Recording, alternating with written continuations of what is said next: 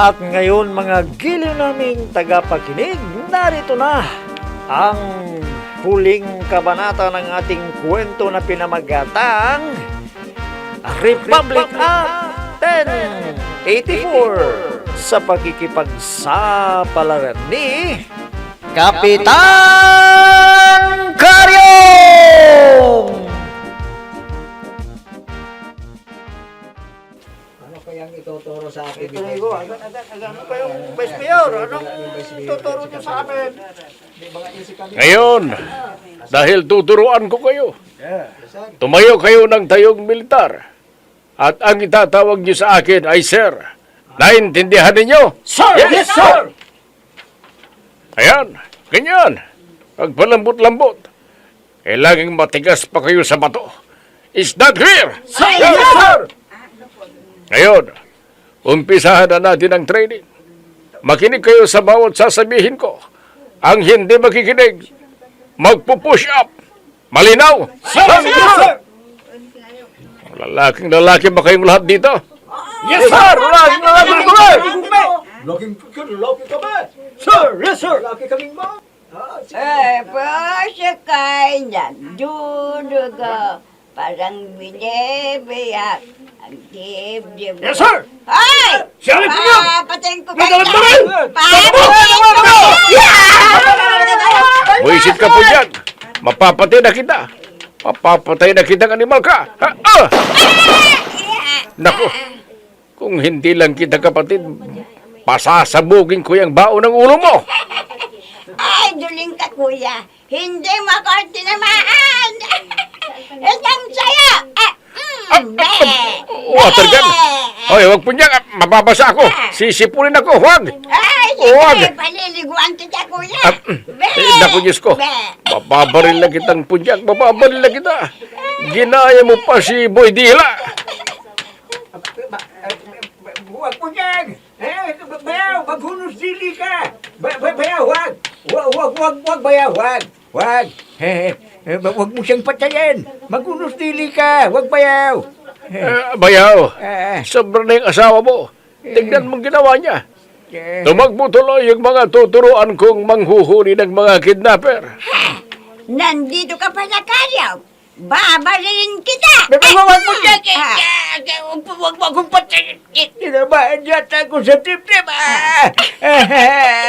Ayan, paliliguan din kita, Karyaw. Dahil matagal nang hindi ka naliligaw.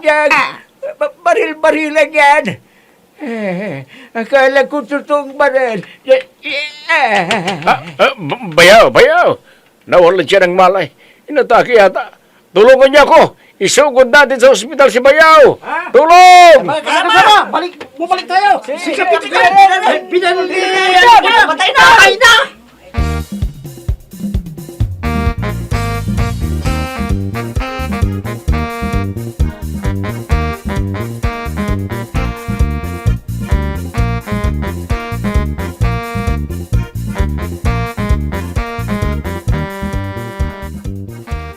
Nakikiramay po kami, boy. Pagpasensyonan niyo na itong abuli namin na ito. Ayan, oh.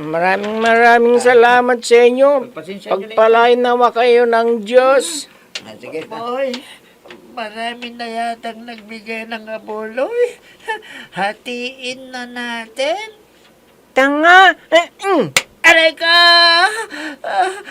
Pare boy, bakit mo ako sinampal? Uy, Bunjing. Aray ko. Hindi pwedeng pakialaman ng abuloy. Gusto mo bang multuhin ka ni Lola Insyang? Pero boy, nakita ko na yung mga binibigay, binubulsa mo.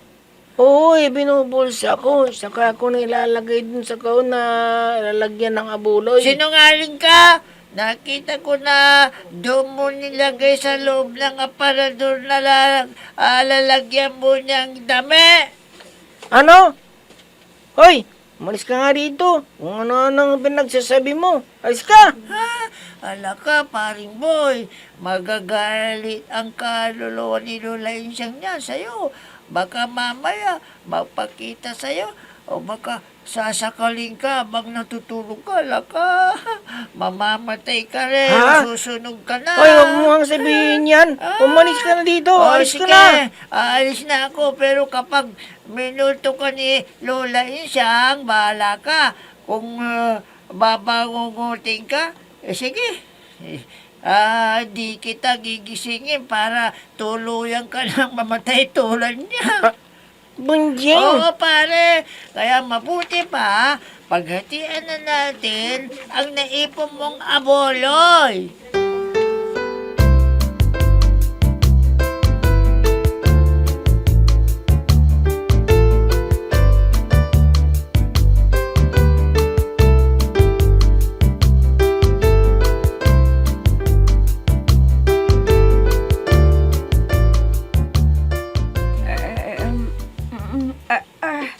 Aray ko, masakit ang ulo ko.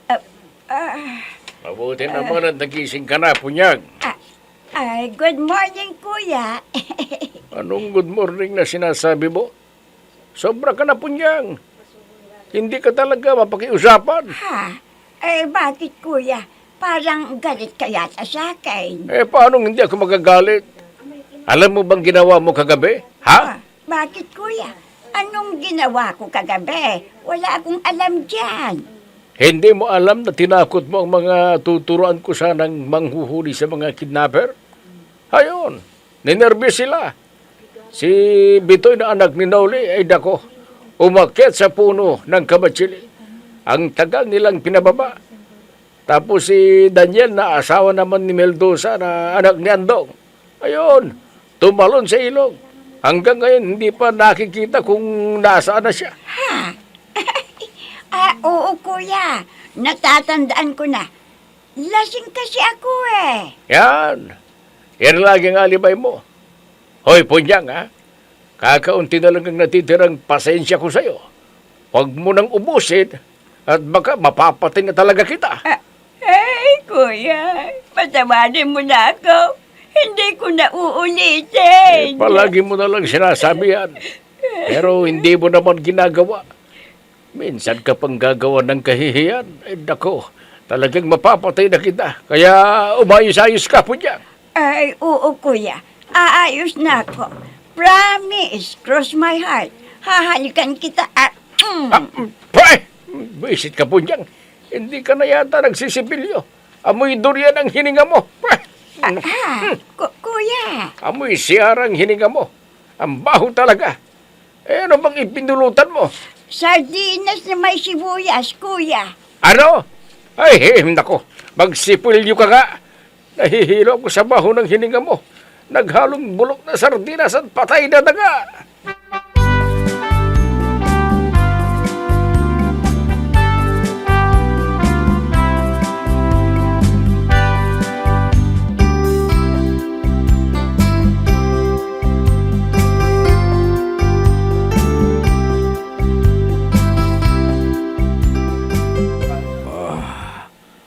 Dalawang linggo na yun.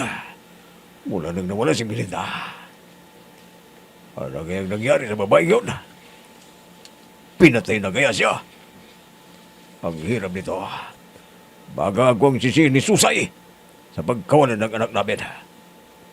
Pero, hindi ako nagkulang sa paalala sa kanya. Siya pa nga ang nagsabi sa akin na mag-ingat ako dahil may gumagalang kidnapper. Pero, siya naman yata ang nabiktima. Kuya Dandoy, nandito ka pala sa harap ng tindahan namin. Bibag, nakikupo lang ako dito sa harap ng tindahan ninyo. Kasi, kapag nandun ako sa bahay, hindi matahimik ang isipan ko. Sige lang, Kuya Dandoy. Oh, siya nga pala. Kumusta na si Melinda? Yan nga ang problema ko, Bibag. Ano na kayang nangyari sa kanya?